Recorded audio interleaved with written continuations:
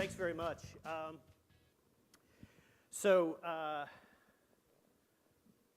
going to gear up the, all right, there we go. So I've been doing this for a while. I started at Jupiter in '96. I founded Chapell Associates about 9 years ago to the day, actually.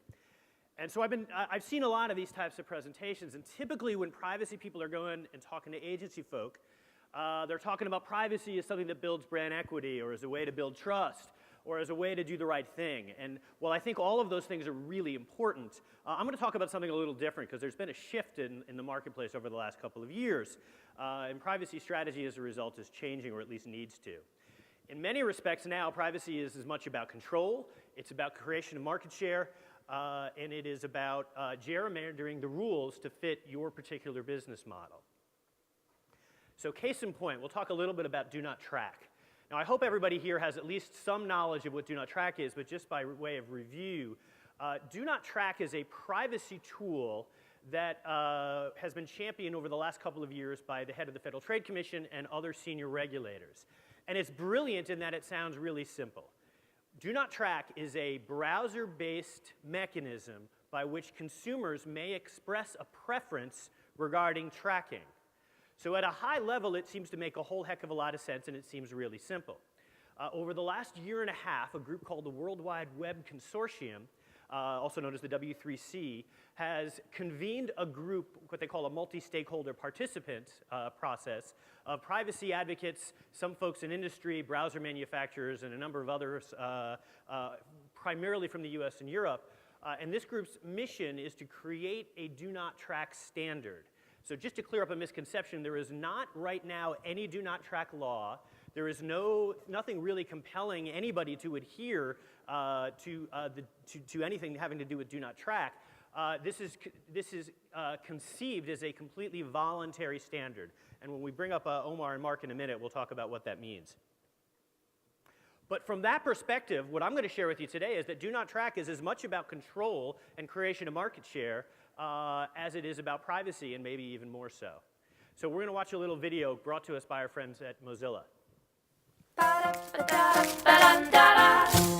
got the vim and the vigor, I got the glee in me, I got the swagger in my step and the honey in my tea. And no, no, no, no, hustle bustle ain't gonna muscle in on me.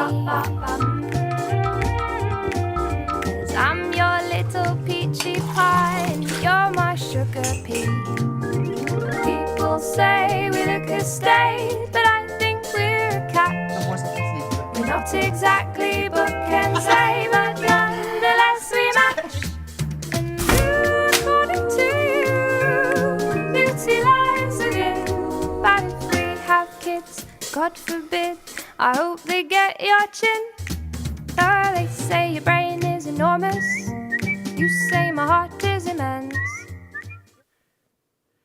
So, sort of interesting. Now, I happen to like the video. It's great satire.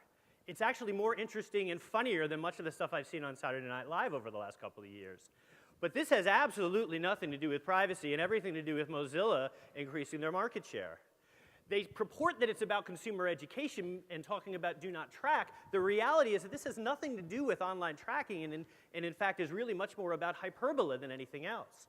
Now, I brought this to the attention of the folks at Mozilla, and their position seems to be that, well, this was a contest and there were no Mozilla folks who were judging the contest, and this really has nothing to do with us, despite the fact that we all saw their logo down there, right? But more importantly, they're actively promoting this on their start page. So just moving along with some of the challenges here are that I see with do not track. Well, the first one is that it gives browsers and others an inordinate amount of power over the business of online advertising. And if you happen to be in the business of, say, selling operating systems, you might take a very different position on do not track. For example, like Microsoft did, you might take a position that do not track should be on by default. And the argument here is, well, we're protecting consumers better this way. It isn't about that. This is about, well, this is about a number of things, probably including taking shots at those companies who have been much more successful in selling online ads over the years. The other thing about do not track is that the first parties, the larger entities, are virtually immune from the do not track signal. So what do I mean by that? Well, because it's sort of important. When the large entities are able to create their own ad networks, and those ad networks aren't impacted by the standards that are being created, that to me seems like a signal that we're creating what might be considered an unequal playing field. And Facebook is creating their own ad exchange. Amazon has been talking about it. Well, let's get to the question of who does do not track actually impact. And there's really four larger constituencies. One is the third-party intermediaries. And do not track is as much about throwing those companies under the bus as anything else. That may or may not matter to the agency community, but we'll talk about that in a minute. We'll also talk about ad agencies and their advertisers in a second. But first I want to talk about the impact on mid to long tail publishers and then the impact on consumers. So if you're a premium publisher, if you are a ComScore 100 publisher, generally speaking, you are a lot less reliant on a lot of the targeting techniques that are being utilized. You can replace some of the targeting data with your own registration data and, in fact, your own personally identifiable information. And in fact, if there is a downturn in the long tail or the mid tail, you actually may benefit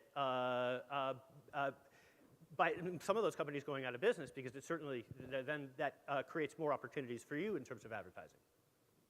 Conversely, if you think about the long tail, it is an indisputable fact that the long tail relies much more heavily on tracking. And as a result, a number of these folks may very well end up going out of business. Now, the reason I'm bringing up these four constituencies is, by the way, almost they are horribly disproportionately represented within the W3C. So in other words, the group that's making the standards has a lot of participation amongst the first parties and the large entities and the browser manufacturers, but traditionally the networks and the long-tail publishers and even the ad agencies really are not being represented here. Oops. So, but let's talk about the key driver of do not track is to protect consumers, right? So let's ask the question of whether consumers actually understand the trade-off. Do they understand the trade-off between free content and advertising? Or better put, do they understand the trade-off between targeted advertising and free content? And there's been a number of studies out there, and at best the results are inconclusive, but generally consumers do not understand this. In fact, they don't really even understand what do not track means. So I'm getting somewhere with this point. I don't think that anybody talking to a group of ad agencies recognizes that when you're talking about communicating something to consumers, if you read through that slide, sending a confusing or a mixed message sort of gets confusing very quickly. So let's bring it back to do not track.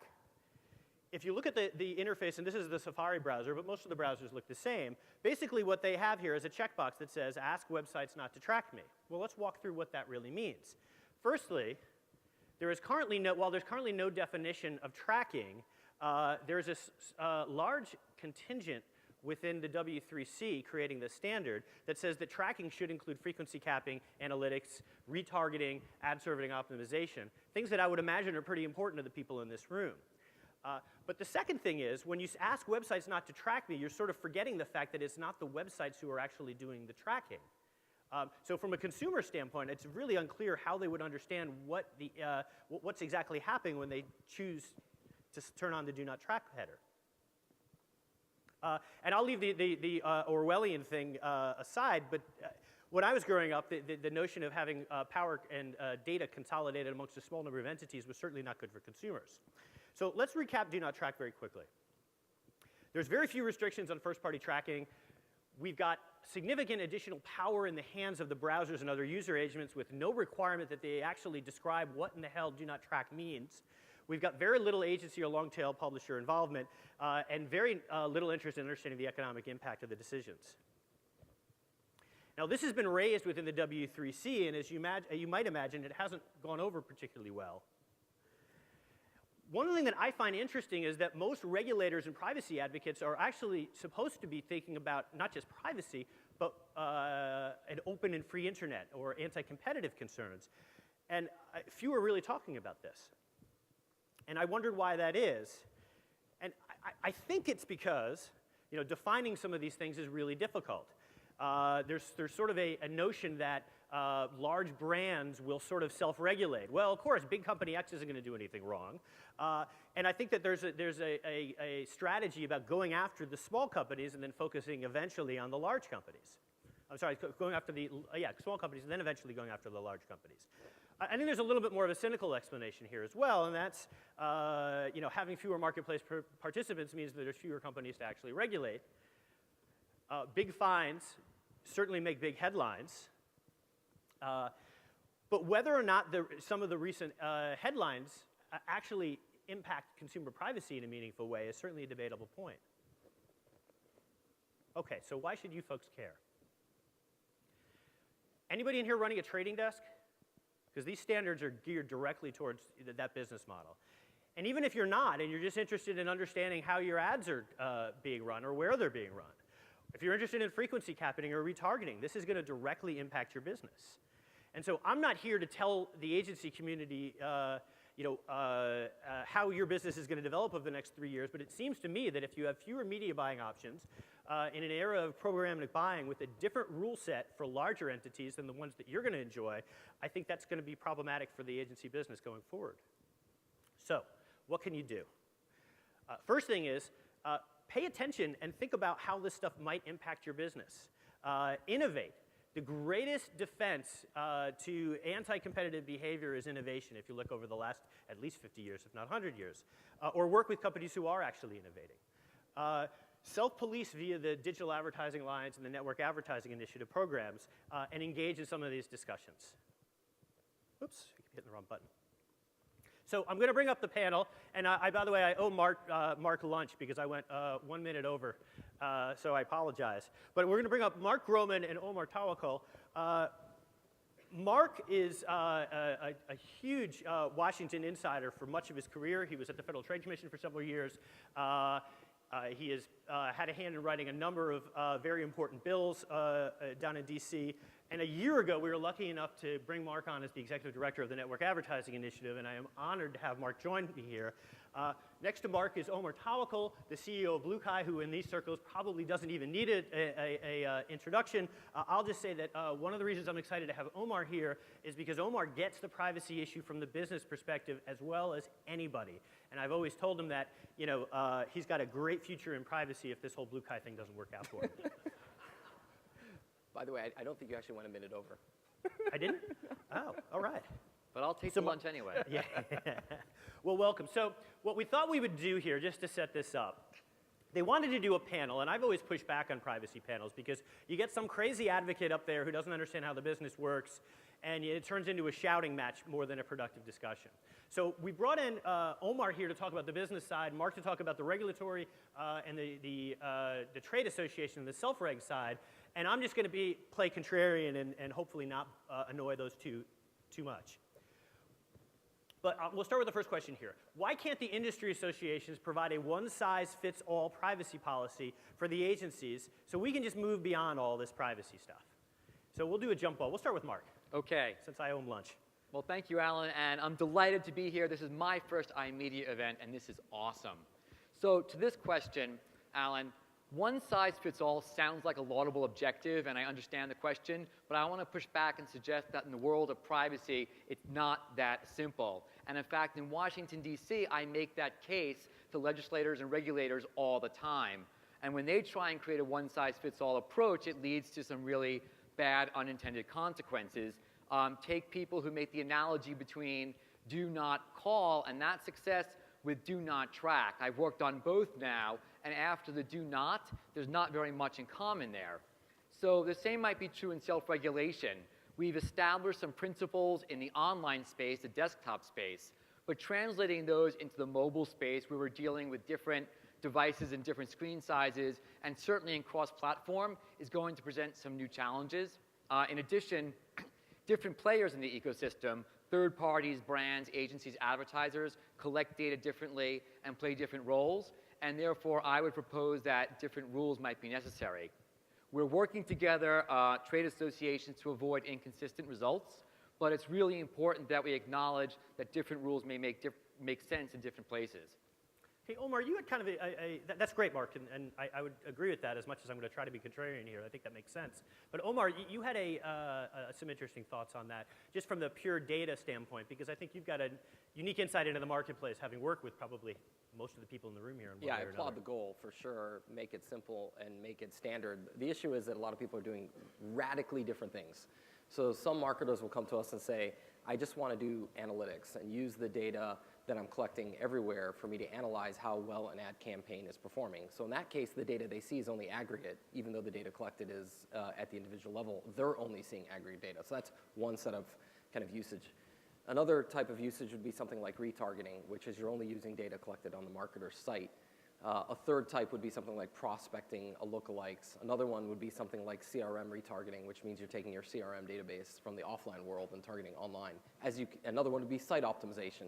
So no ads at all. So you can imagine that the privacy policies covering those different usages could be different and could obligate you to different things. That's why sometimes you need different policies. It's just practicality. Can I add to that? Just Sure. very quickly. Just two more concrete points. One, many of you may know that the Network Advertising Initiative, we are a self-regulatory body of third parties, of exchanges, DMPs, DSPs, networks, and so forth. We have among the highest standards in online advertising, and we think that's appropriate to apply those very high standards around notice, choice, transparency, security, accountability to third parties and what we do. It may not make sense to extend all of those stringent requirements to brands and others in the ecosystem, and so one size fits all doesn't always work. And also the administration recognized this in their privacy report they issued last year. We all think that the same high-level principles of notice, choice, transparency, security should apply to all the models and across platforms. But when you get to the granular specific requirements, you need them to be different so they can be scalable, practicable, and can actually be implemented. I would agree, and I would just add that on some level, the idea that the industry associations are going to take care of privacy for you is an abdication of a key responsibility that the agencies need to be thinking about. Okay, here's another thing. And by the way, these are actually quotes from the last 3 to 6 months that I've gotten from senior people within ad agencies. And so we're erring on the side of caution, and so we're requiring all of our vendors to be DNT compliant by the end of the year. Do you think that's a good idea? So I'm going to be the contrarian view. So first let me start to say the view that we generally tell all people. The problem with DNT is it has no clear specification. So that we'll all agree. In the sense that we don't know what tracking means. What does it mean to be compliant? Is Microsoft compliant? Is Mozilla compliant? Is Chrome compliant? All that means if you come out and say, I am now compliant to that spec, what the heck does that mean? It just means that somebody in a court can come to you and say, you said you were compliant and you weren't, and you have a debate over what you did. So there's a lot of risk to being compliant. There's a secondary risk that 6 months from now, the definition of compliance will change. You'll have to rewrite your technology.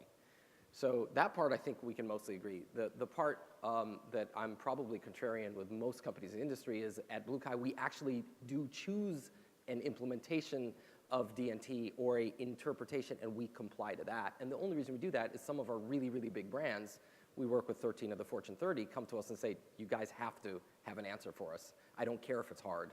So we had to choose some implementation, but we choose it knowing that it's almost nonsensical to say that you're compliant, because what the heck are you compliant with?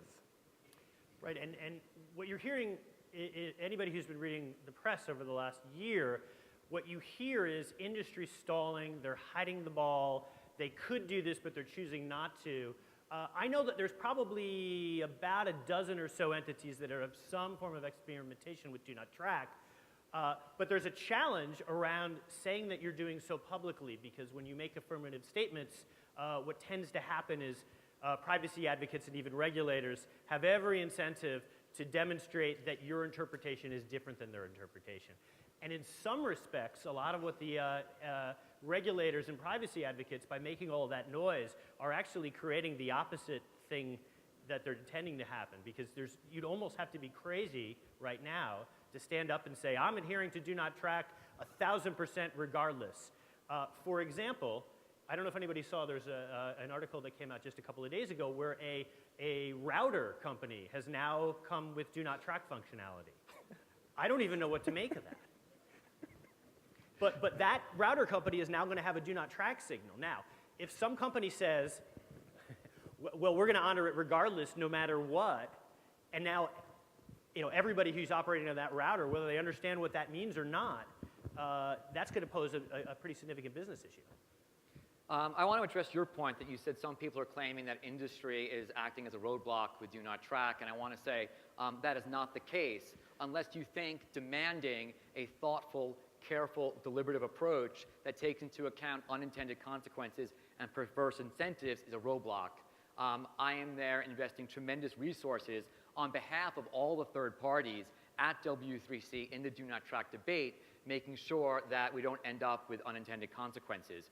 And so to answer the question, I want to make it clear to agencies, to brands, and others that from my perspective, it is premature to be demanding compliance with do not track because D&T compliant today does not have a meaning. And in fact, I would urge and suggest it's bad actually for the ecosystem and for consumers, for every different entity, different companies, different players to have an entirely different definition of what it means to have do not track enabled. So, and also, given the state of play, things could change. At W3C, there's been a reboot. One co-chair stepped down. There's a new co-chair who just came in. They've had a call for comments now. And so I think we are many, many months away from seeing a definition of do not track. And in addition, self-regulatory bodies like NAI, like DAA, are working at W3C and independently to try and come up with a meaningful solution that can involve browser-based choice mechanisms for consumers, but don't come with all the harsh, unintended consequences that do not track done wrong could have. Sure. Just want to add one thing. The problem with D&T, they make it sounds to you like some technicality. But just before a couple 30 minutes ago, John Montgomery talked about the agency's role, almost framing it in the context of data. I mean, if you think about how many times he used the word data and data platforms, think about it this way. Data is memory, and businesses have memory. And when they share memory between each other, that's speech. That's how fundamental this is. And to give it a little three-letter acronym and saying people are going to turn it on or off is a bit naive. And can I make one more last point? Sure. Because I can't resist the urge to say, while I'm standing here telling you what not to do, which is it may not be necessary to require D&T compliance now, I want to make sure that I tell you what you should do or should require in that vein, because we at NAI believe that privacy is important and we value choice and transparency and notice and security. We truly do. And so you should be requiring the highest standards from your partners. You should be looking for your third-party partners to have NAI membership. You should be looking for DAA membership. You should be looking to use the icon when you're engaged with online behavioral advertising. So we are not abdicating responsibility here, and we're agreeing that privacy is important, and there's a lot for us to do. At the same time, we're urging caution and careful thought on D&T. I just love that someone from Washington, D.C. is actually talking about caution and thought and deliberation. You're never getting anywhere with that kind of stuff down there, man. So we wanted to open this up for questions from the audience. We can keep going if that's at all helpful. We've got a couple of more. I'm going to take some direction from the iMedia folks. Is there anybody have their hand up? Well, we do. Okay.